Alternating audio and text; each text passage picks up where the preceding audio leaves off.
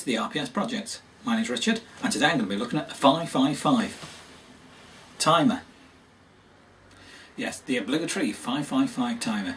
Used in everything, made by everybody, got lots of different applications. I've used it several times myself, so it's a really great little circuit. So let's go and have a look at it.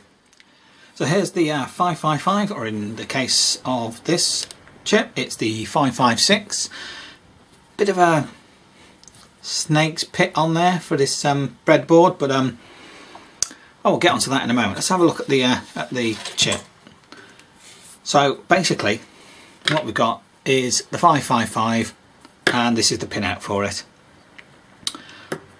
1 ground, 2 trigger, 3 output, 4 is the reset, 5.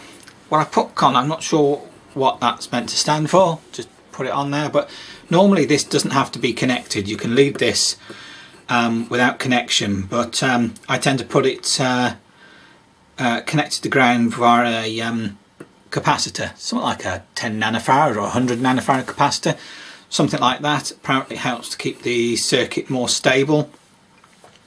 But there you go, we've got the threshold and the discharge, and then VCC. Now I'm using the 556, which is basically the same, only split into two. You've got one 555 on the one side and the other on the other side, so 2 555s in one chip. Brilliant. What I've done is that's the pinout. Obviously only one VCC and one ground.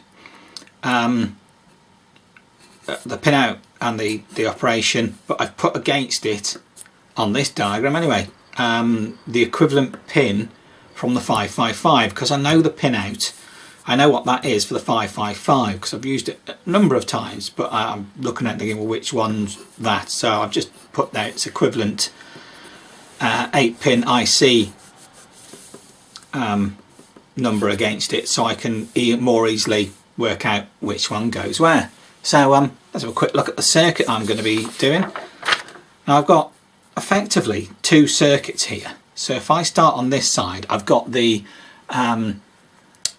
astable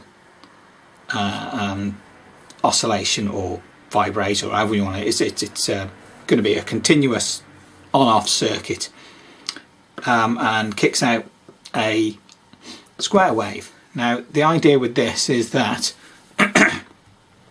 when you first turn it on, the threshold and the trigger are low, and they're lower than the discharge because effectively we've got a resistor divider here with a capacitor that slowly charges up, or quickly, depends what capacitor you use and what resistors you use.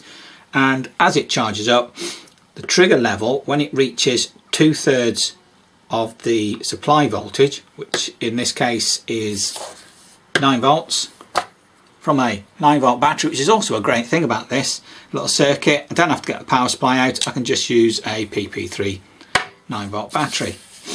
So as it charges up, it reaches 2/3 of the supply voltage, which is 9 volts, which will then trigger the internal circuit of the 555, which is basically the flip-flop in there, and will flip that over to the other side, I suppose, the other circuit, flip it the other way, whatever it does internally. That then discharges the discharge pin, effectively connects it to ground. Now if I remember rightly, when that happens, the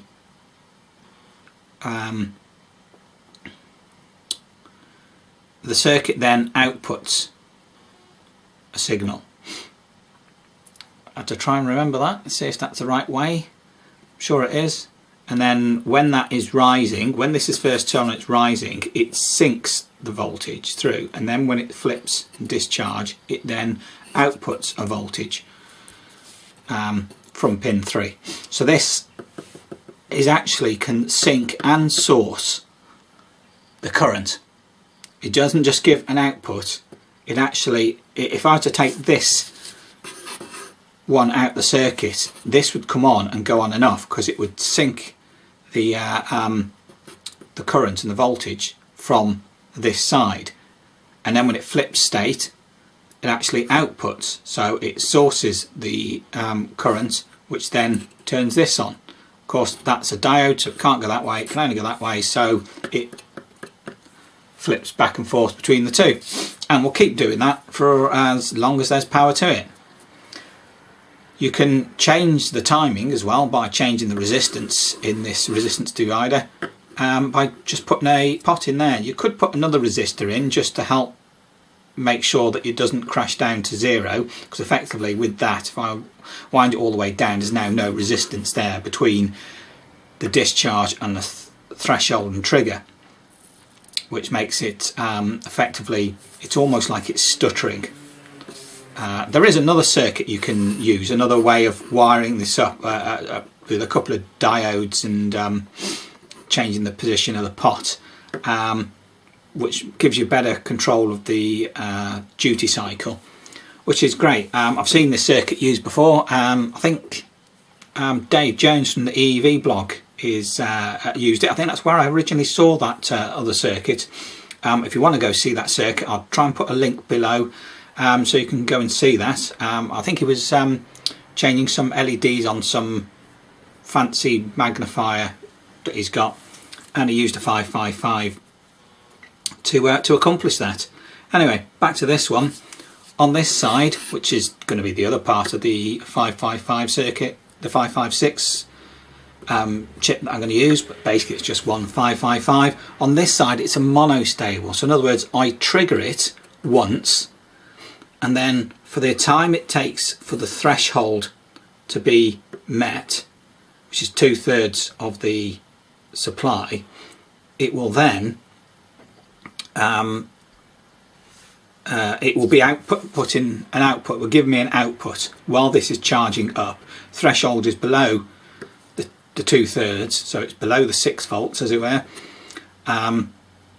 This is charging up. I've got an output which then goes over to here, to the other chip, which I'll mention in a moment. So in this circuit, first instance, when you first turn it on, we've got effectively this charges up straight away. I mean, there's a voltage there. This is effectively off, it's low, and there's a voltage, there's a high voltage on here because you've only got a resistor and straight through onto there. This is not connected until I press the switch, and then effectively I ground the trigger, and when I ground the trigger I effectively discharge. This then has to start charging up, so this is now below the 2/3. That gives me an output to the other one, and it stays that way until this charges up enough that the threshold is met, turns the circuit back off, this goes off, no output. Brilliant. I put an LED in here so that when it is off, effectively, like I say, when this is off, it's not off like no operation, it's now syncing the voltage to ground through pin 3, so actually I will get a current flow down that way, but there'll be no voltage in there. Now pin 4, which is the reset, in the monostable is connected to the positive rail, so it's always held high, so it never resets, and that's usually the case with the astable. Usually you'd connect it up and that would be connected to the positive rail, so it wouldn't reset. But in this instance, with the monostable going into the astable, the reset is connected to the output, so when this is low, the reset effectively is held low, so it's effectively held in reset, so this side is off, the astable is off. It's only when I hit the button, which then gives me an output that holds reset high, that this side is able to operate and give me an output, which is flip-flopping between these 2 points. You know, it's sourcing and syncing the current. Anyway, enough of me babbling on about that. Let's get and have a look at the actual circuit on this breadboard. Okay, so here we have the breadboard, and I've got it all set up, turned on. I'm just using a 9-volt battery. Brilliant, don't need the power supply out. Now, effectively what I've done is this side, because I said the chip's split in one either side, on this side of the board I've got the monostable, and on this side over here I've got the astable. So 2 pots. Now this pot here, I wanted it to be a 100k pot, so I have a longer time of the monostable staying on, but I could only find a 10k, so that's what I'll have to use and see how long it takes. So I'm going to press the button, and there you go, that switched over very quickly. So let's turn this pot up about halfway, and there you go, it's switching the output of the second 555. Very quick, that was a short time, it's not very long. I've only got a 10k in there, like I said. So turn it all the way up, see how that works. Flip-flopping a lot more. Hopefully you can see those green LEDs flip-flopping away there. That's not a bad circuit, seeing it's reset itself. Now I wonder if I can speed that that timing up, because I've got the other pot on the astable side, so hopefully I'll get a quicker flash. And there you go, it's flip-flopping much quicker, which is brilliant. Now remember I said about the about this pot over here that I could do with putting another resistor in so it doesn't crash down to 0. So if I turn that all the way down, effectively I've removed that pot from the circuit. So let's see how that affects it. And you can see it's not having a very good time there, it's sort of flickering away. So that pot, really, I need to have some resistance within the circuit between pins 7 and 2 and 6, well, between the discharge and the threshold and trigger that are connected together. So if I just turn that up a bit to about there, see, we've got a really nice flip-flop there going between the two.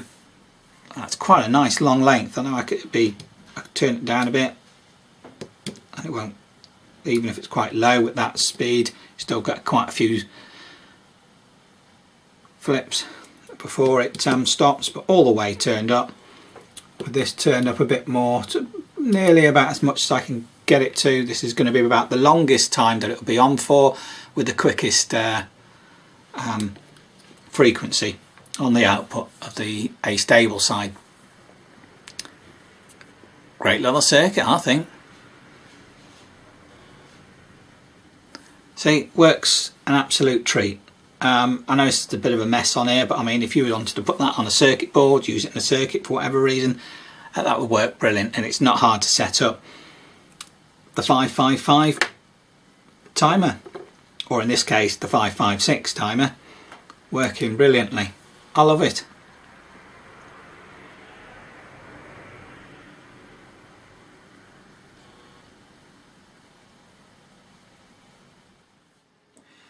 So there you go, that's the 555 timer.